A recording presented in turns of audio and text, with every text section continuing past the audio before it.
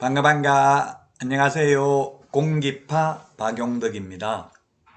2022년 제33회 공인중개사 시험 대비 22회 33번 문제부터 보도록 하겠습니다. 틀린 것입니다. 1번 개설 등록 신청 시 자격증 사본 제출하지 않는다. 등록 신청 시 제출하지 않고요. 분사무소 설치 신고할 때도 소속 공인중개사 고용신고할 때도 제출하지 않습니다. 그러나 4번에 거래정보사업자 지정신청 시에는 제출해야 된다라고 되어 있습니다. 우리 핵심 비교 정리 프린트 51번 1번에서 5번까지 꼭 기억하시기 바랍니다. 사무소 이전 신고할 때에도 등록증 원본을 제출해야 됩니다. 원본 반납하고 새로 받아야 되죠. 그래서 4번입니다. 거래정보사업자 지정신청 시에는 자격증 사본을 제출합니다.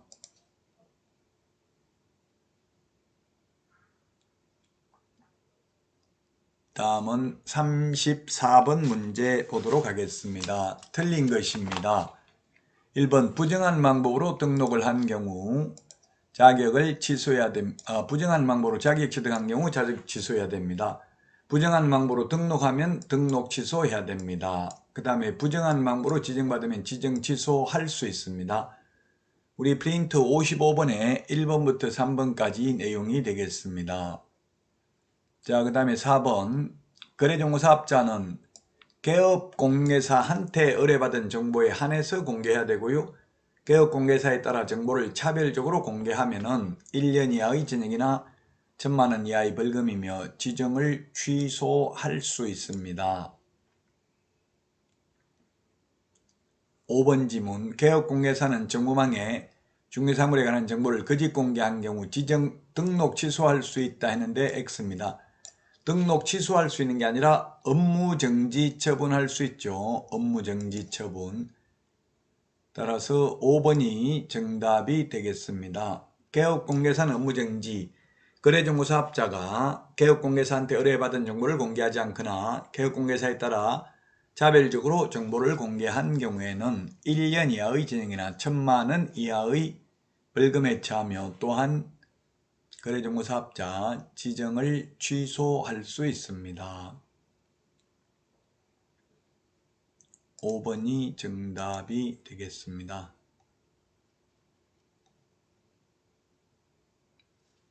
자, 다음은 35번 문제 보겠습니다. 틀린 것입니다. 1번 개인묘지는 30제곱미터 초과해서는 아니 되죠. 가족묘지는 100제곱미터, 종중묘지는 1000제곱미터 이하입니다.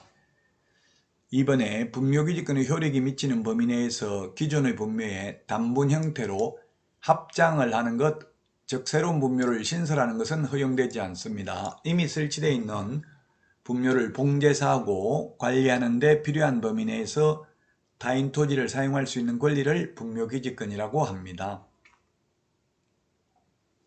3번 분묘기지권에 시효취득된 경우, 분묘기지권이 시효취득된 경우 사망자의 영고자는 종손이 분묘를 관리할 수 있는 때에도 토지 소유자에 대하여 분묘기지권을 주장할 수 있다. 이게 X네요. 종손이 분묘를 관리할 수 없는 특별한 사정이 있는 경우에만 분묘기지권을 영고자가 주장할 수 있습니다. 그래서 3번이 틀린 정답이 되겠습니다.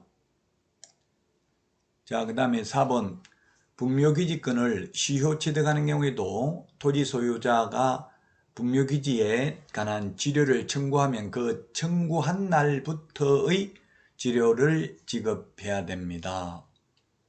3번 분묘가 멸실된 경우 유골이 존재하여 분묘의 원상회복이 가능한 정도의 일시적인 멸실에 불과하다면 분묘기지권은 존속하고 있다고 봐야 된다는 게 판례입니다.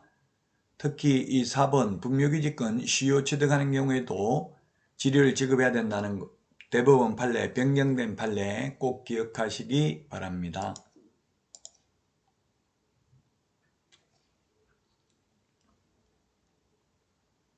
여러분 수고 많으셨습니다. 다음 시간에 찾아뵙겠습니다. 안녕.